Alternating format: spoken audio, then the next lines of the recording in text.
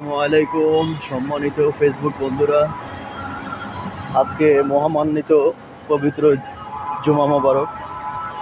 আজকের দিন পরেই কালকে শনিবার, কালকে রাত্রে সেহরি খাবো আমরা। কালকে রাত্রে আমরা তারাবির নামাজ আদায় করব। তো আর এই একটি মাস আমাদের রহমতের মাস।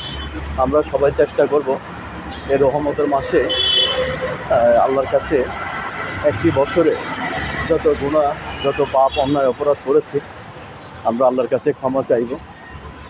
আর যতটুকু সম্ভব ক্ষমা চাইতেই হবে আমাদেরকে, কারণ এই দুনিয়া থেকে বিদায় নিতে হবে। এই দুনিয়া ছাড়াও আমাদের আরেকটি জগৎ আছে, যেখানে আমাদেরকে কোটি কোটি বছর আমাদেরকে যেখানে থাকতে হবে। সেখানে যাওয়ার জন্য আমাদেরকে এই দুনিয়া থেকে প্রস্তুতি নিতে হবে। আল্লাহ রাব্বুল আলামিন আমাদেরকে এই দুনিয়াতে প্রস্তুতি নেওয়ার জন্যই পাঠিয়েছেন। জান্নাতে আমরা ভালোভাবে থাকবো, আমরা শান্তিতে থাকবো। আমরা যেমন এই দুনিয়াতে সারাদিন কষ্ট করার পরে একটি ঘর করি, একটি বাড়ি করি, যেখানে আমরা রাত্রে ঘুমাবো, কিন্তু আমাদেরকে এই দুনিয়া থেকে বিদায় নিয়ে জান্নাতে যাওয়ার জন্য তো একটি বাড়ি দরকার আমাদের।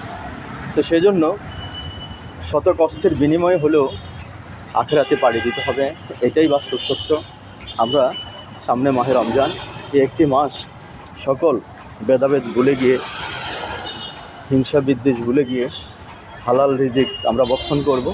5 ওয়াক্ত নামাজ আমরা আদায় করব এবং 5 ওয়াক্ত নামাজ আমাদের সঠিক সময়ে জামাতের মাধ্যমে আদায় করব। চেষ্টা করব আমরা সঠিক সময়ে আমরা দিনের কাজগুলো করার। আর আমরা অবশ্যই চেষ্টা করব সেটা হলো আমরা রোজা রেখে আমরা পরিশ্রম করতে হবে। আমরা অনেকে আছি রোজা রেখে কিন্তু ঘুমিয়ে পড়ি, তাহলে কিন্তু রোজা হালকা হবে, রোজা সব পাবেন, ঠিক আছে। আমরা অনেক সময় রোজা রেখে অনেকে কাজ করি না, বসে থাকি, মোবাইল ইউজ করি, মোবাইল ব্যবহার করি, কিন্তু আসলে এটা আমাদের জন্য মোটেই উচিত না।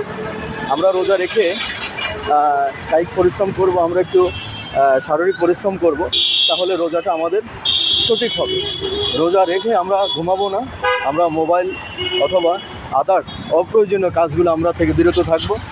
আমরা চোখের গুনাহ, চোখের জিনা এবং অন্তরের জিনা, হাতের জিনা, সকল কিছু থেকে আমরা বিরত থাকব, কারণ এই মাসটা হলো সিয়াম সাধনার মাস। এই মাস আমাদেরকে অবশ্যই ভালোভাবে কাটাইতে হবে। সেজন্য এই মাহে রমজানের জন্য আমরা কালকে থেকে প্রস্তুতি নিই, ইনশাআল্লাহ, যেন একটি মাস আমরা রোজা পালন, সিয়াম সাধনা করতে পারি, আল্লাহর কাছে ক্ষমা চাইতে পারি।